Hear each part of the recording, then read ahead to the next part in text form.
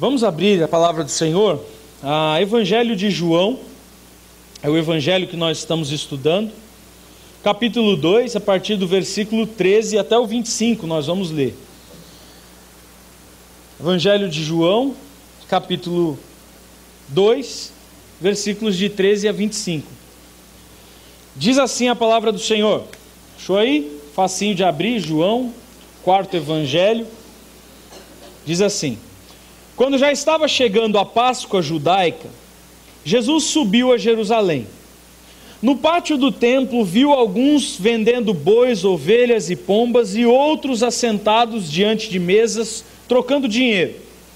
Então, ele trançou um chicote de cordas e expulsou todos do templo, bem como as ovelhas, os bois, e espalhou as moedas dos cambistas e virou as suas mesas.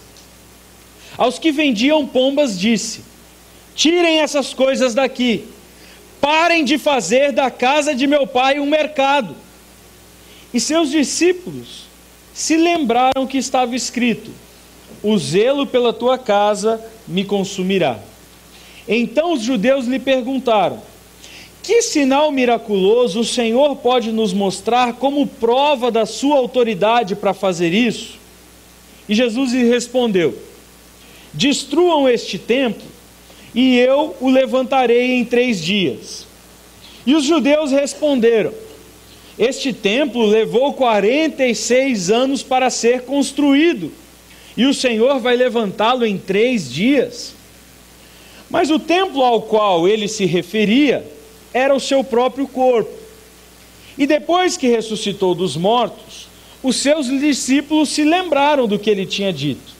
Então creram nas Escrituras e na palavra que Jesus lhes dissera. Enquanto estava em Jerusalém, na festa da Páscoa, muitos viram os sinais miraculosos que ele estava realizando e creram no seu nome. Mas Jesus não se confiava a eles, pois conhecia a todos. Não precisava que ninguém lhe desse testemunho algum a respeito do homem, pois ele bem sabia que o homem, qual era a natureza do homem.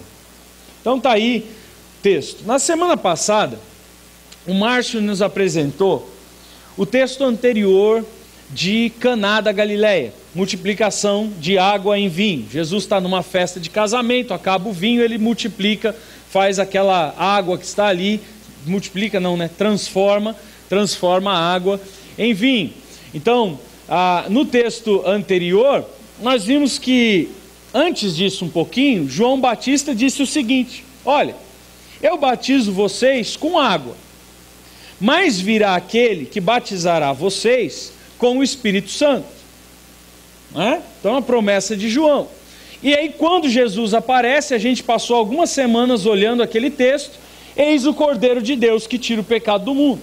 Então quando Jesus se aproxima de João Batista, ele olha para Jesus e diz: é ele, o cara que vai batizar vocês não com água, mas com o Espírito Santo, é ele. E ele menciona Jesus como o Cordeiro de Deus. Então, você tem João Batista batizando Jesus, falando de Jesus sobre a purificação através da água. Logo na sequência da fala de João, vem o vinho, que é um símbolo em todas as Escrituras de alegria, de festa. O vinho representa na Bíblia toda motivo de festa, motivo de alegria, motivo de satisfação. Ao mesmo tempo, no Novo Testamento, o vinho ganha uma outra cor que ele não tinha no Antigo Testamento. Quando Jesus toma o vinho lá na noite final, e ele diz: olha, este vinho que eu tenho nas mãos, este é o sangue que vai ser derramado por vocês. Este vinho, esse copo de vinho, representa o que vai ser feito por vocês. Então, quando há multiplicação, a transformação de água em vinho, logo depois de João Batista, isso está apontando para a gente o seguinte: chegou o momento do nosso batismo. O nosso batismo não vai ser mais um batismo de água, que a gente vai, se purifica e que depois a gente se torna impuro de novo. Mas agora o nosso batismo vai ser um batismo novo, um batismo melhor do que o sistema antigo. Tanto é que o cara prova o vinho e fala, não, esse vinho é melhor. Porque ele está dizendo, esse vinho é superior, porque ele está falando do sangue de Cristo. Então ele está dizendo, quando ele fala do vinho lá em Caná, ele está falando do sangue de Jesus e da alegria da festa. O melhor vinho, quer dizer, Jesus, é servido agora para todo Israel. Ele é o Cordeiro de Deus, que veio derramar o seu sangue, para fazer o quê? Nos purificar dos nossos pecados. Então, há uma sequência de pensamento. João falando do batismo, depois João o evangelista, que escreveu o livro, falando do vinho, desse vinho novo, que representa o sangue de Cristo. E aí então, Jesus vai pela primeira vez em Jerusalém iniciar o seu ministério público. Até então, a gente viu algumas semanas atrás que Jesus só estava conversando com algumas pessoas. Encontrou alguns discípulos, provou que ele era o Messias para um, para outro, mas ele ainda não tinha começado de fato o seu ministério público. A primeira atitude pública do ministério de Jesus é na capital. Você lembra que Jesus morava no interior, lá na região do Mar da Galileia. Nasceu, viveu a vida toda lá em Nazaré, e depois os evangelhos sinóticos vão mostrar que ele e a sua família mudaram, e ele concentrou boa parte do seu ministério na região de Cafarnaum. Então, nós estamos vendo Jesus, primeiro ato ministerial de Jesus. Qual vai ser a primeira coisa que ele vai fazer? Qual é a primeira atitude de Jesus quando ele agora, com quase 32, 30 anos, por volta aí dos seus 30, 33 anos de idade, qual é o primeiro ato de Jesus, o primeiro ato ministerial de Jesus? Qual vai ser a primeira mensagem que ele vai pregar? Qual vai ser a primeira atitude que ele vai ter? Nós lemos aí. Ele vai para Jerusalém, como era o costume de todo judeu. O judeu tinha que fazer isso, ele tinha que ir. E a Páscoa era uma das festas mais tradicionais do judaísmo. Era uma festa muito importante. Sei lá, não sei se dá para comparar no Brasil com alguma coisa, mas tem uma festa que é a maior festa brasileira, que é o Círio de Nazaré, lá no Pará, né? E aí os católicos do Brasil inteiro vão para lá, são milhões e milhões de pessoas na rua, né? Centenas de milhares de pessoas na rua lá, por causa da santinha lá do Círio de Nazaré. A festa da Páscoa era obrigatória para o judeu. Era quando ele descia para Jerusalém para oferecer a oferta dele anual. Porque para a gente hoje é muito fácil. Tem um templo em qualquer esquina, né? Qualquer esquina que você tropeçar, você cai dentro de um edifício, né? Onde tem uma igreja, né? Onde uma igreja se reúne. Então hoje tem igreja para tudo quanto é lado. Você pode escolher, eu quero ir nessa, naquela. Naquele tempo não tinha. Haviam poucas sinagogas espalhadas pela Galileia, em lugares importantes, só grandes cidades, e a adoração a Deus, culto, que nem a gente fez aqui agora, música, pregação, essa coisa grandiosa, era uma vez no ano ou duas vezes no ano, dependendo da condição financeira das pessoas. Então as pessoas desciam no período da Páscoa para Jerusalém, levando as suas ofertas do ano inteiro, levando animais, levando as ofertas de sacrifício, as ofertas de gratidão, as ofertas alçadas. Então ia uma multidão para Jerusalém. E Jesus, como um bom judeu que era, também cumprindo a lei, porque a Bíblia diz que ele veio para cumprir tudo que a lei exigia de um judeu. Então ele vai e desce, sobe, aliás, para Jerusalém. Né? Então para Jerusalém sempre sobe. Se eu falei descer, está errado. Para Jerusalém sempre sobe. Então ele subiu para Jerusalém para oferecer ali as suas ofertas em Jerusalém. Quando ele chega em Jerusalém, essa é a cena, né? De Jerusalém. Será a capital. do país. Cidade fortificada, muito grande, devia ter lá os seus 1,5 milhão de habitantes, por aí, né, no máximo, uma cidade razoavelmente grande. E eu não sei se você percebeu, mas você viu o tamanho do templo?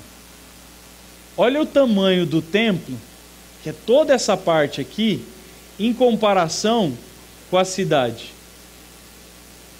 Boa parte da cidade estava era o templo. Então, o templo de Jerusalém era praticamente uma das maiores construções daquele período.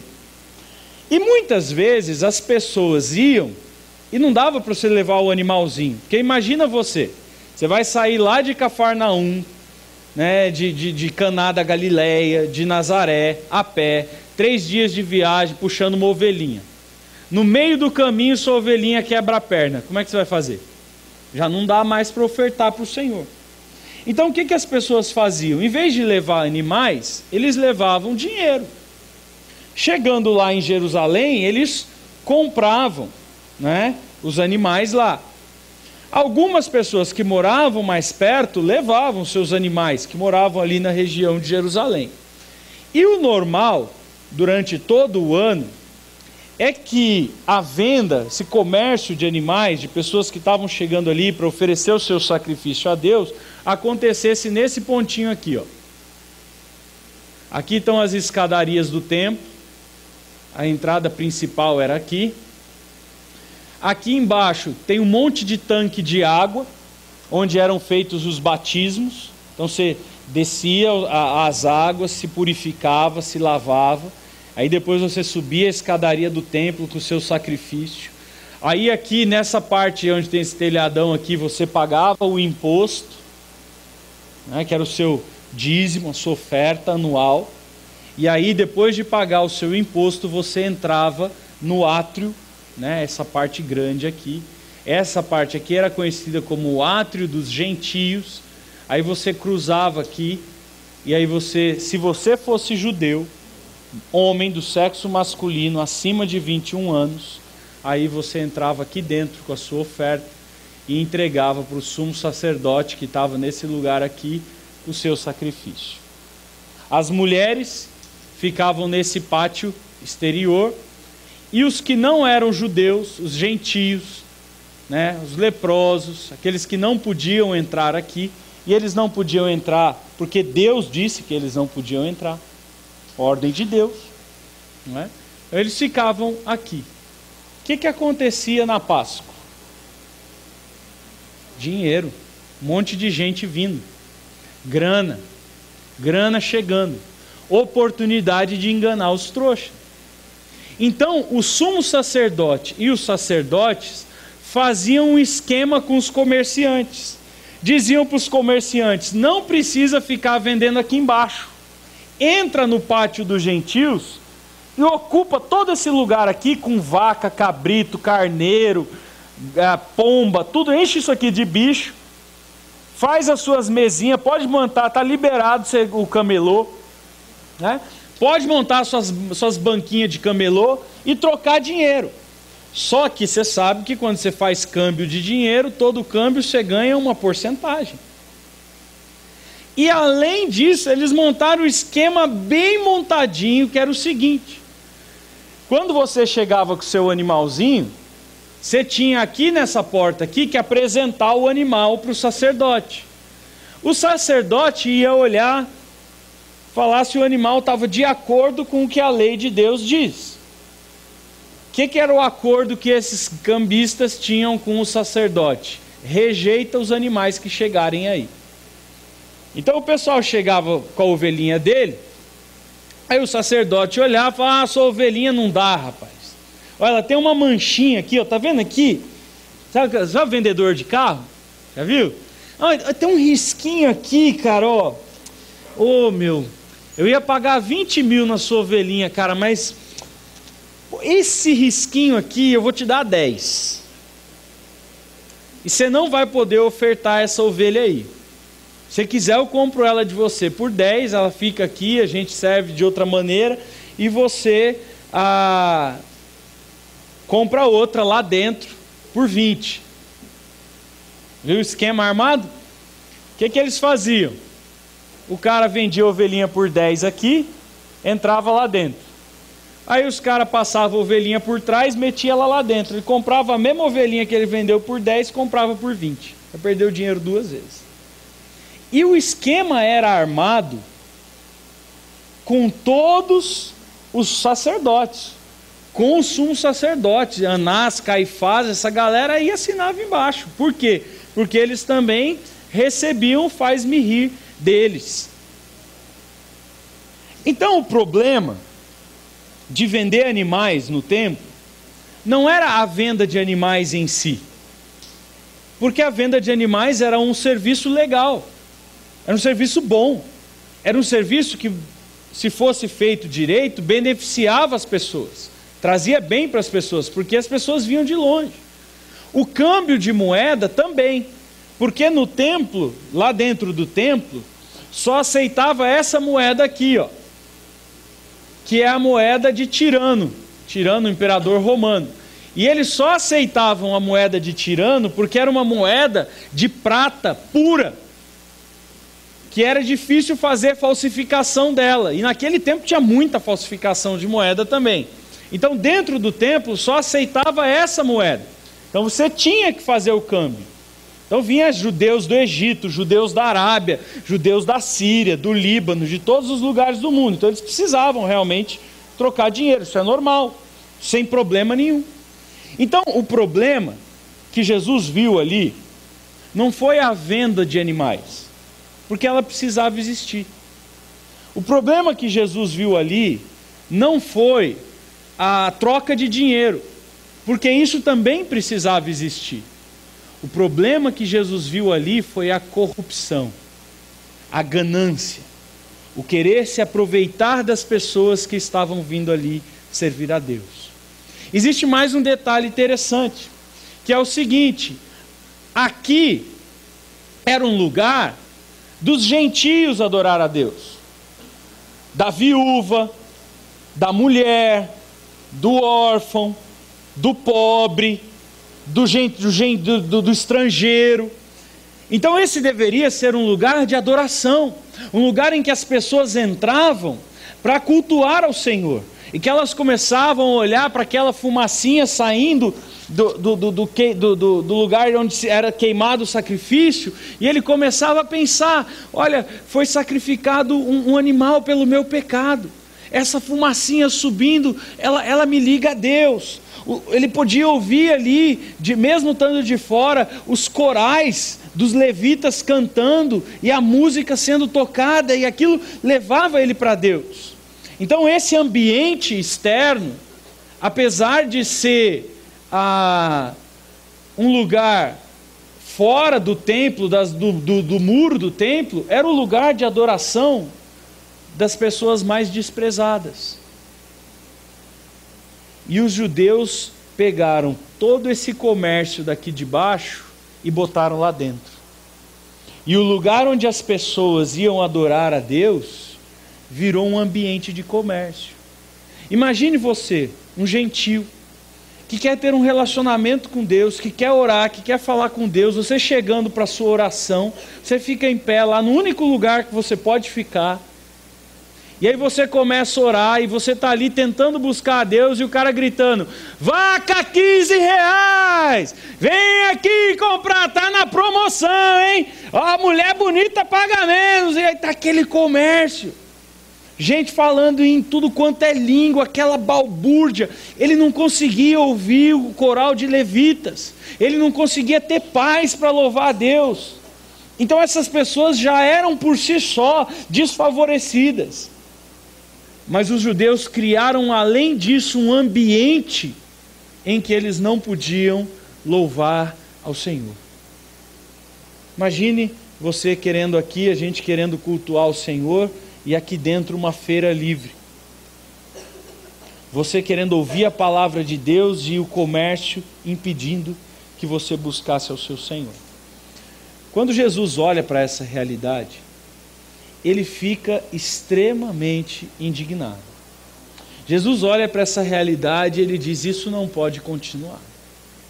Não é o comércio, Porque eu já vi gente interpretando esse texto errado, né? Porque às vezes tem cantina e tem vendendo lá salgadinho no fundo da igreja. Já vi gente falando, oh, isso aí não pode, hein? Estava fazendo comércio na casa do Senhor, hein? Para. Não é isso que Jesus está vendo. O problema não é esse. O problema é que foi criada toda uma armadilha para impedir as pessoas de realmente louvar a Deus, de realmente se aproximar do Senhor. O problema era toda a corrupção que estava envolvida, a intenção do sumo sacerdote, o golpe feito. Bem o que a gente vê em algumas igrejas por aí hoje. O golpe armado. Ontem eu estava assistindo, por causa até mesmo da mensagem, eu não consegui baixar o vídeo, eu ia botar aí, mas depois você pode ver lá na internet, qualquer vídeo que você baixar dele, você vai ver essa besteira. O Valdomiro, na televisão, a Igreja Mundial do Poder de Deus, estava lá dizendo assim, olha, se você vier aqui, aqui vai ter bênção. Aqui, tudo que você dá, você pode multiplicar por 3. Se você der 100, você vai ganhar 300. Se você der 300, você vai ganhar 900. E aí ele foi, até chegar nos 2.000, 3.000. Golpe armado. Pronto. As pessoas vão sinceras. As pessoas entram ali desesperadas, as pessoas entram ali enfermas. Eu atendi um rapaz uma vez aqui em Barueri, o pai dele com câncer, doente, com colostomia, à beira da morte, ligou numa igreja, pegou na televisão, ele estava sentado lá no hospital, chorando, desesperado, meu pai vai morrer, eu preciso de uma solução para a minha vida, eu não sei o que fazer, eu quero Deus. Ele ouvindo lá, o cara falando o nome de Deus, ligue aqui na igreja e nós vamos ajudar você e tal. O cara pegou o telefone e ligou, olha, tem como vir aqui orar pelo meu pai? Eu estou desesperado, o médico está desenganando, meu pai não passa dessa noite, o senhor pode vir aqui orar pelo meu pai? Posso sim, será um prazer orar pelo seu pai, desde que o senhor faça uma oferta de R$500.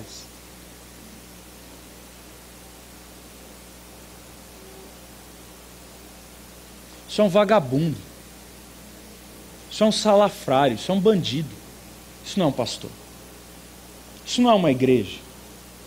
Eles não estão preocupados em agradar a Deus, eles não estão preocupados em aproximar as pessoas de Deus.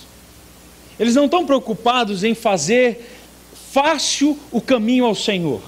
Não. Isso é uma casa de comércio. Isso é uma casa que está preocupado com o dinheiro das pessoas e não com as pessoas em si. E muitas vezes essa é a realidade. Muitas vezes essa é a realidade de muitas igrejas por aí. E as pessoas vão sedentas atrás de Deus, mas o que elas encontram? Armadilhas, para que elas sejam roubadas. E elas caem de armadilha em armadilha e nunca chegam a Deus. Elas saem muitas vezes de lá de dentro, tão vazias quanto entraram. Esse rapaz mesmo que eu contei a história aqui para vocês, pagou os R$500. Pagou os R$500. E a igreja não aceitou cheque. O pastor falou, tem que ser à vista. Depósito bancário, manda para mim o comprovante, eu vou aí orar pelo seu pai. E aí o rapaz pagou os R$500, o pastor foi lá, orou pelo pai dele, e no dia seguinte o pai dele morreu. O cara desesperado. Fui conversar com ele, falou, pastor, eu não quero saber de pastor, eu não quero saber de igreja, eu não quero saber de Deus, eu não quero saber de mais nada. Porque eu paguei, o cara me garantiu que se eu pagasse, ele orasse, meu pai ia ser curado. E ainda, pastor, você não tem ideia, quando meu pai morreu, eu liguei para ele, ele falou que foi a falta da minha fé. Foi porque eu não tive fé. É assim que eles agem. Lobos devoradores. estão atrás de riqueza. Você vai olhar para esses homens, você vai encontrar relógios de ouro, abotoaduras, helicópteros, jatinhos.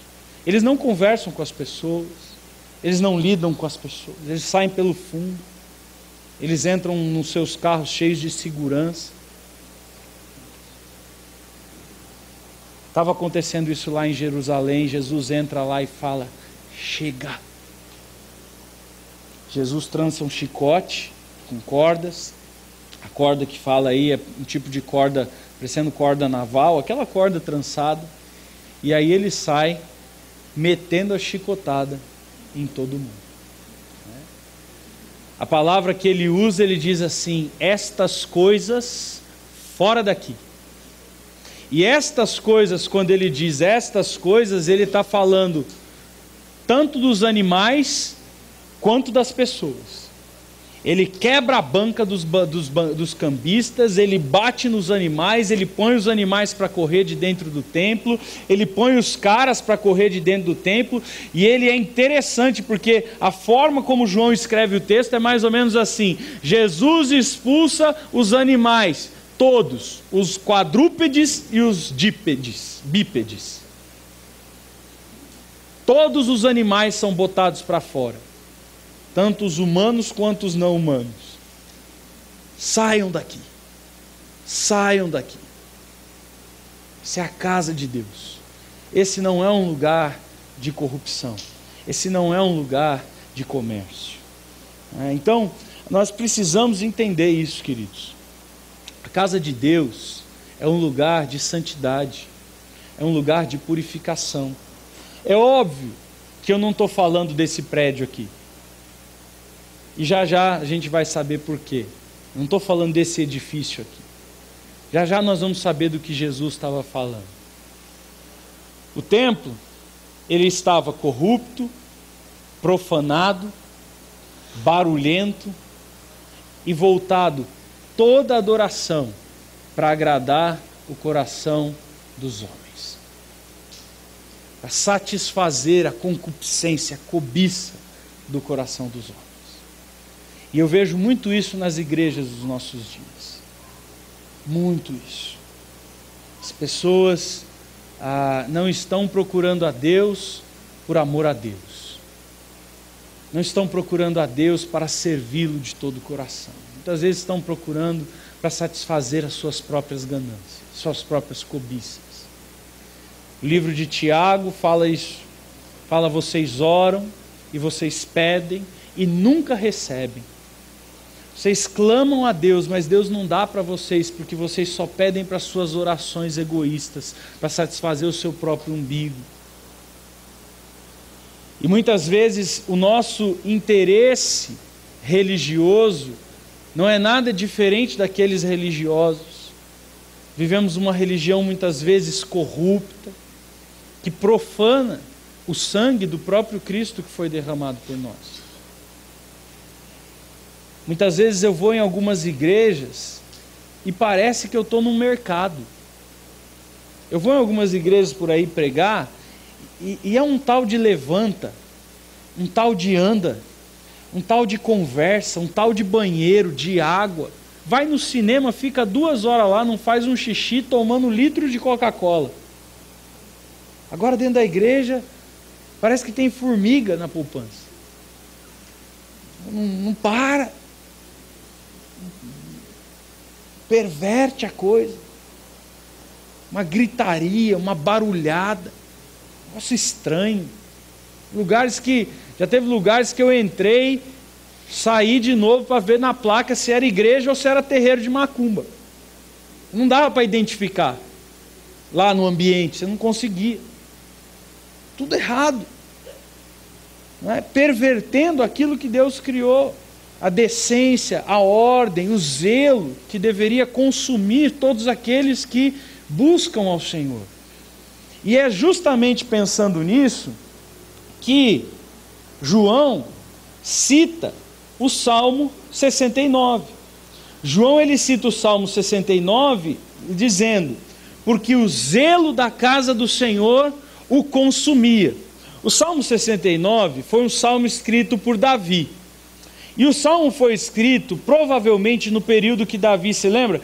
A arca estava lá com os filisteus, não tinha templo em Jerusalém, não tinha como adorar ao Senhor. E aí Davi vai lá, entra numa guerra, quebra o pau com todo mundo, recupera a arca, e ele vem dançando e festejando e celebrando a entrega da arca. Ele dança tanto que ele estava sem cueca, o vestido sobe, aparece as coisas, a mulher dele fica brava, né? Você conhece o texto lá, mas e Davi fala para ela: quem é você para me dizer qualquer coisa? Eu estou feliz pelo que Deus está fazendo e você está aí olhando picuinha, né? E Davi celebra, e aí Davi chega em Jerusalém e ele começa a levantar recursos para construir o templo. E aí Deus fala: não, você não pode construir, porque você é um homem sanguinário, você derramou muito sangue. Quem vai construir esse templo é teu filho. Mas Davi deixa tudo pronto para Salomão.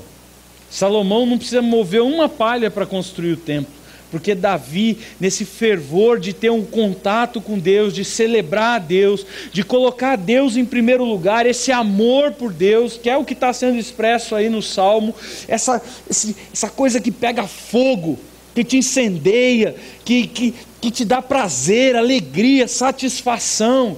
E ele está dizendo que Jesus teve isso ali naquele momento, esse ardor pelas coisas de Deus. E o ardor pelas coisas de Deus fez que ele saísse dando porrada e quebrando tudo. E ele dizendo: aqui não. Aqui é a casa do pai, não é a casa da mãe Joana. Aqui não. Essa bagunça aqui dentro não. Aqui é um lugar de purificação. Aqui é um lugar de santidade. E aí, quando Jesus faz isso, é muito interessante, porque o paralelo do Salmo 69 é o seguinte: quando Davi, nesse ardor de construir o templo, ele arruma um monte de inimigos. Quando Davi decide servir ao Senhor, aparece inimigo para tudo que é canto, até mesmo dentro da família dele, e começam a fazer um monte de acusação contra Davi. E aí Davi, no Salmo 69, faz essa oração: Senhor, não permita que esse ardor pare, e que toda essa acusação, toda essa oposição, pela vontade que eu tenho de fazer as coisas de Deus, não me impeça de fazer isso. E é interessante porque Jesus, ele faz isso, ele quebra tudo, ele põe os caras para fora, ele, consumido da vontade de servir, de fazer a vontade de Deus, chegam os fariseus, chegam os saduceus, chegam os líderes do templo. Ô rapaz, quem te deu a autoridade para você sair quebrando tudo aí?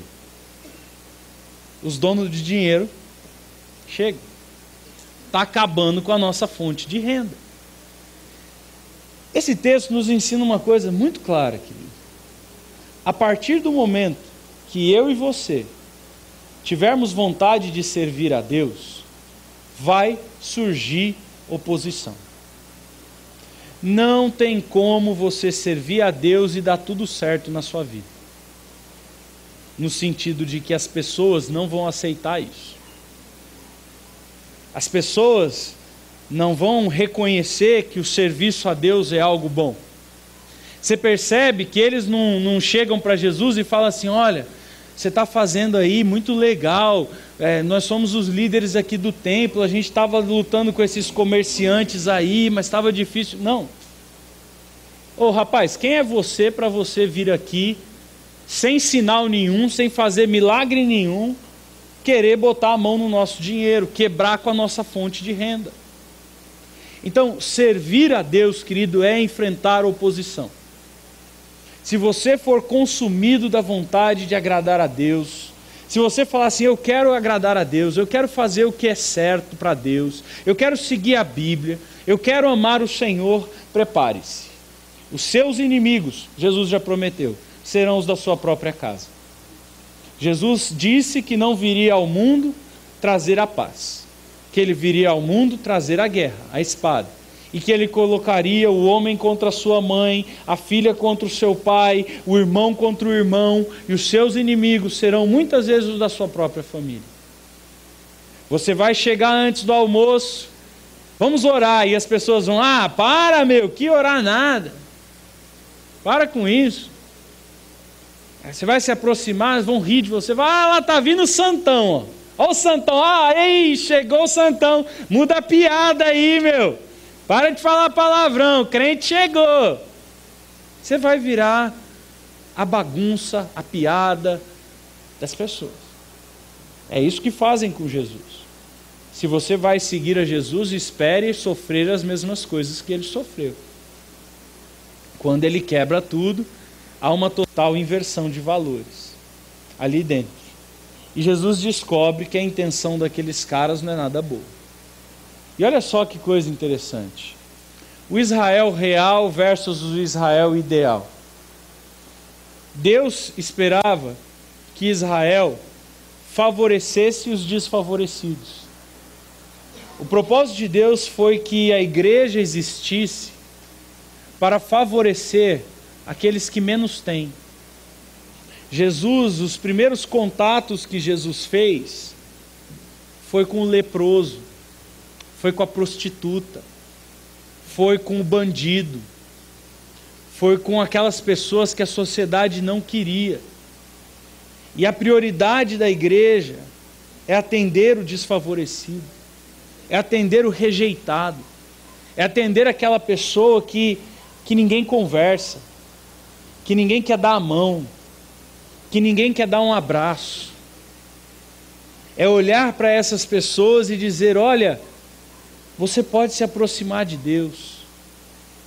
Não, mas eu sou pecador. Não, mas Jesus morreu pelo seu pecado. Deus entregou o Filho dele na cruz por você. Você tem o valor, você valeu a cruz do Calvário. Ah, mas eu sou um rejeitado, eu sou um travesti, não importa o que você é.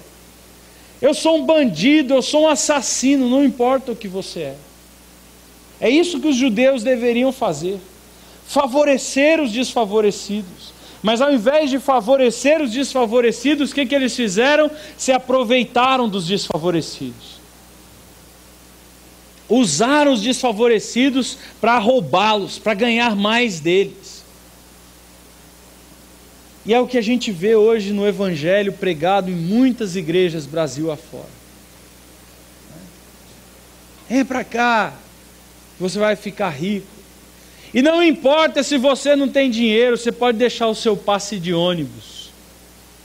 E quantos irmãos não vão embora a pé para casa, roubados, enganados, e não vão ter um encontro com Deus, querido, porque aquele passe de ônibus não compra Deus. E muitas vezes as pessoas estão indo domingo após domingo e não encontrando Deus, e dando suas moedinhas, os seus centavinhos para enganadores, para larápios. Israel deveria aproximar as nações do Senhor, deveria dizer, olha, há um caminho aberto para o Senhor aqui, mas ao invés disso, eles impedem as nações de se achegar a Deus. O pátio dos gentios está ocupado por bichos. Israel deveria promover uma adoração contínua, legítima, verdadeira a Deus. Eles deveriam promover um encontro com o Senhor. Mas ao invés disso, eles promovem o comércio, a ganância, o dinheiro. Israel deveria levar as pessoas à purificação dos seus pecados, a se encontrarem com o Salvador, a colocarem as suas mãos sobre o Cordeiro de Deus e eliminar o pecado da sua vida, mas ao invés disso eles estavam oferecendo simplesmente ritos religiosos. Bote o copinho em cima da televisão, compre a cruz das 70 semanas, beba a água do Rio Jordão, compre a pedrinha do Monte Ararat, vendendo uma religião fria, que não apresenta Deus, que não abençoa ninguém, e as pessoas continuam nas suas misérias espirituais, muitas vezes sem salvação, porque já ouviram falar da pedrinha, já ouviram falar da água, já ouviram falar do Rio Jordão, mas nunca ouviram falar de que a salvação é de graça, oferecida a todo aquele que crê em Jesus Cristo. A religião deveria levar as pessoas ao Senhor, ao único Deus, mas essas pessoas eram levadas a um templo, a parede, a pedra. É interessante que hoje em dia também é assim, tem pessoas que adoram templos. Semana passada nós fomos numa igreja, a igreja deve dar umas 5, 6 dessa aqui, uma quadra de futebol. 4 paredes, um telhado bem simples, as riscas no chão. Durante a semana levanta as cadeiras, escolinha de futebol, escolinha de basquete, escolinha de vôlei, esporte, falando de Jesus para a molecada. Aí nós chegamos lá, um grupo de pastores, aí um pastor chegou e falou assim, olhando assim, né, aquele jeito assim, onde é o salão de culto dos irmãos? O salão de culto é aqui. Não, aqui é uma quadra de futebol, vocês não jogam futebol na casa do Senhor, né?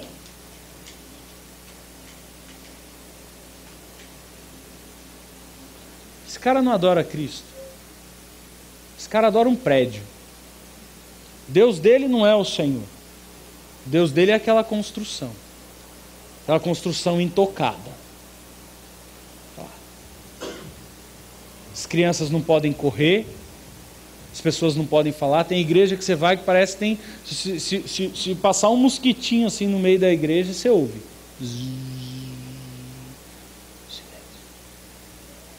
Parece que você está indo num funeral. E aí você fala assim, mas essas pessoas não têm ardor pela casa do Senhor? Não, eles têm ardor pela casa, não pelo Senhor. E o que Jesus está mostrando é um ardor pelo Senhor que preserva uma vida de buscar a Deus, não de buscar a prédios. Deus não habita mais em templos feitos por mãos humanas. E aí, Jesus ele diz, olha, faz o seguinte, derruba esse templo aí, vocês mesmos, derrubem o templo. E em 3 dias eu construo ele de novo. Aí os caras só conseguem ver o templo. Eles não conseguem ver Deus. Aí eles olham, você é louco? Esse templo demorou 46 anos para ficar pronto, como é que você vai construir em 3 dias? Aí João interpreta para a gente, que eu vou parafrasear dizendo assim, esses caras são tapados, eles não enxergam nada. Mas nós que estudamos a Bíblia, lembramos nessa hora do texto da palavra de Deus, que de fato diz que há um templo que não é de pedra, e que é este templo que nós devemos buscar, e esse templo vai de fato morrer, e vai ser destruído pelos judeus, e ao 3º dia, esse templo vai ser levantado.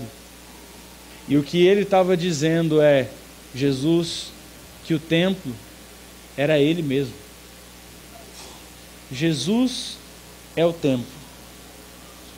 Jesus é o templo. Jesus é quem nós devemos procurar. Algumas pessoas procuram igrejas. Em igreja você não vai encontrar nada. Algumas pessoas procuram prédios.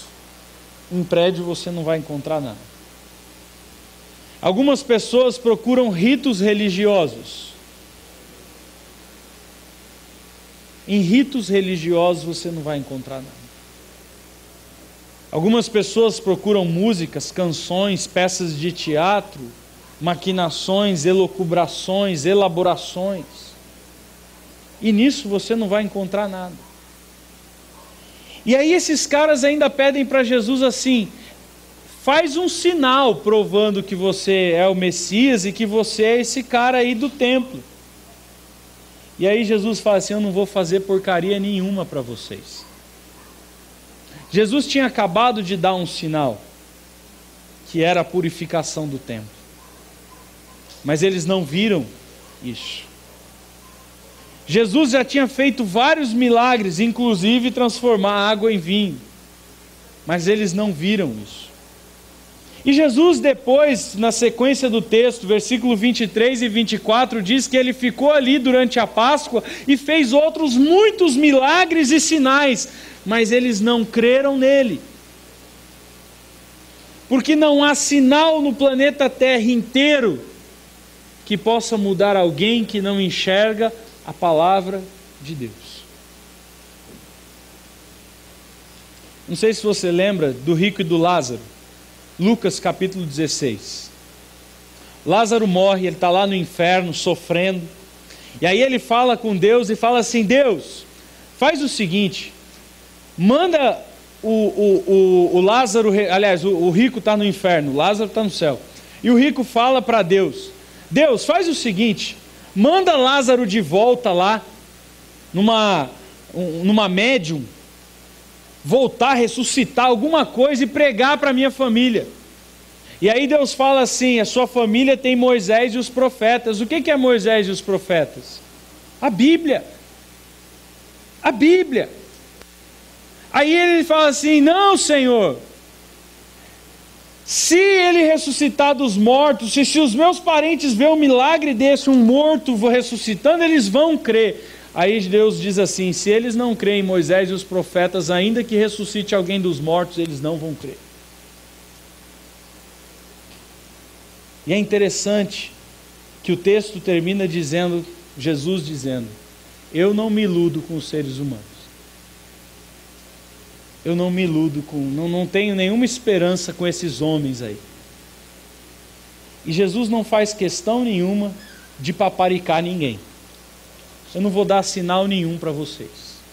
Vocês não vão ter sinal. Vocês não vão ter o que vocês querem. Porque quem crê em mim não precisa de sinal. E os discípulos são a prova disso, né? O texto diz que os discípulos leram a Bíblia e eles creram nas Escrituras e nele. O que eu preciso para crer em Jesus? Crer na palavra de Deus, no texto das Escrituras. A Bíblia diz que como é que crerão? Eles crerão por meio da sua palavra. É a Bíblia, a palavra de Deus. Ninguém será salvo num milagre, numa visão mística. Nós somos salvos pela revelação específica da palavra de Deus. Então eu quero te lembrar algumas coisas, para a gente terminar aqui. A primeira delas: você tem zelo pelas coisas de Deus? Você tem zelado pelas coisas do Senhor? O Senhor tem sido algo que arde no seu coração? As coisas de Deus, Jesus Cristo, a salvação, a vida eterna, a santidade, a oração, o estudo da palavra, é algo que arde dentro de você. Porque, querido, pode ser que você está aqui só num culto religioso. Pode ser que você entra aqui todo domingo com o olho no relógio. Que hora que vai acabar, hein? Para casa ver o Fantástico. Acaba nunca esse negócio. Pode ser que o seu zelo no domingo de manhã esteja ardendo pelo seu travesseiro e pela sua cama, e não pela palavra do Senhor. E você nunca vem na escola dominical. Pode ser que quando você recebe o seu salário, o seu zelo e o seu ardor esteja como aqueles homens, nos benefícios que você pode tirar daquilo e não em como você pode usar aquilo para servir e glorificar o Senhor. Pode ser que você está envolvido com música, que você está envolvido com culto, que você está envolvido com frequência a um prédio, que você está envolvido com entregar dinheiro, mas você não está envolvido com o Senhor. E Jesus, Ele veio nos chamar para nos envolvermos com Ele. Para Ele ser o centro. Para Ele ser a verdadeira religião. Ele é o templo. E o texto diz que Ele foi morto e Ele ressuscitou. Ele comprovou que a palavra de Deus é verdade. E que se nós buscarmos na palavra de Deus, nós encontraremos fontes que fluem rios de água viva. A salvação está em Jesus Cristo, não está numa religião. Tem uma música do João Alexandre que diz isso, né? Deus não está contido, Deus não habita mais nos templos feitos pela religião daqueles que ainda têm um coração de pedra. A minha pergunta para você hoje é: você tem sido consumido pelo desejo por Jesus? Jesus é seu maior prazer, seu maior desejo, sua maior alegria. E é interessante que a gente pode até pensar no céu do jeito errado, né? Outro dia eu vi alguém falando assim: eu quero tanto ir para o céu. Aí eu perguntei assim: por quê? Aí a pessoa respondeu: para me livrar dos meus problemas. Ele não quer ir para o céu para estar com Jesus. Ele quer ir para o céu para se livrar dos problemas dele, porque o Deus dele é Ele mesmo. O céu para ele é a saída dos problemas e não Jesus. O que tem te consumido, querido? No que você tem dedicado o seu tempo? O que tem te gerado prazer? Interessante que o salmista diz: meu prazer está na lei do Senhor e por causa disso eu medito nela de dia e de noite. O zelo da casa do Senhor fez com que Jesus priorizasse os pobres, os necessitados, os carentes, a santidade, a pureza. O que você tem priorizado? Qual tem sido o teu zelo? Feche seus olhos, pensa um pouquinho, conversa com Deus. Você e Deus agora.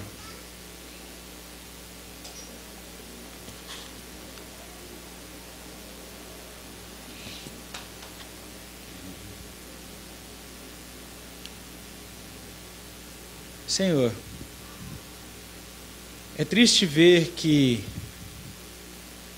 deste acontecimento até hoje se foram 2000 anos. 2000 anos se passaram, mas muitos ainda, assim como aqueles homens, continuam presos a prédios, a sacerdotes, a ritos, continuam fazendo do seu relacionamento com Deus não um relacionamento purificador, santificador, mas um relacionamento de cobiça. Muitos, ó Deus, têm procurado pessoas ao invés do Senhor. E muitas vezes a nossa vida espiritual é igual àquele pátio de templo, uma bagunça. Muitas vezes a vida espiritual de muitos de nós aqui são como aquele pátio de templo, cheio de tantas outras coisas para chamar a nossa atenção. A música, os filmes, os teatros, os passeios, as compras, as coisas desse mundo, as casas, os carros. E a nossa vida é cheia de barulho. E a gente nunca encontra o Senhor. E muitas vezes quando a gente procura o Senhor, não é por causa do Senhor, mas é por causa da gente mesmo. E muitas vezes o que nos consome não é o desejo de fazermos a Tua vontade, mas é o desejo de que o Senhor faça aquilo que a gente quer. E muitas vezes, ó Deus, nós estamos vivendo essa mesma religião corrupta, de troca, cheias de moedas de troca, de câmbios com o Senhor, na casa do Senhor. E muitas vezes a gente está olhando tudo isso em volta, as barracas, os cambistas, os barulhos, os gritos, os balidos e mugidos, mas a gente não vê a Jesus Cristo. Muitas vezes a gente tem mais desejo por esses barulhos e ruídos do que pelo próprio Senhor. E hoje, mais uma vez, o Senhor nos chama a olharmos para Ele. O Senhor não está dentro desse prédio. O Senhor não deseja que nós nos encontremos contigo no domingo. O seu desejo é que nós andemos contigo todos os dias, a cada passo. O Senhor morreu para estar conosco todos os dias da nossa vida. E o Senhor deseja fazer com a gente aquilo que o Senhor fazia lá no Éden com Adão. Andar com ele pelo jardim, conversar, ter um relacionamento de amigo, de íntimo. Mas muitas vezes a gente está preso nos ruídos e barulhos da religião. Assim como o Senhor conhecia aqueles homens que pediam sinais, e conhecia aqueles que creram nas Escrituras, o Senhor conhece cada um dos seres humanos que está aqui. E eu sei que o Senhor não tem grandes expectativas sobre nós, porque o Senhor conhece a nossa natureza. Somos pecadores. Não merecemos o Senhor. Porque às vezes nós estamos cercados de tudo o que é religião, mas não conseguimos te ver. Não conseguimos ver os sinais óbvios da tua presença. Não conseguimos entender as tuas atuações. Porque nós estamos no meio do barulho e do tumulto da vida. Ó Deus, eu quero te pedir que assim como o Senhor bradou naquele dia, o Senhor brade agora em cada coração. Fora, chega, basta. Que assim como o Senhor entrou naquele templo com o chicote, que o Senhor possa entrar nas nossas almas e expulsar todo barulho, todo tumulto, tudo aquilo que nos impede de olhar somente para Jesus Cristo. Faz isso, Senhor. Faz isso em nós, ó Pai. Porque nós não conseguimos fazer em nós e por nós mesmos. Age nas nossas vidas, Senhor, e nos ajuda a eliminar qualquer coisa na nossa vida que esteja impedindo da gente olhar somente para Jesus. É o que eu peço a Deus e oro por mim e pelos meus irmãos. No nome de Jesus. Amém.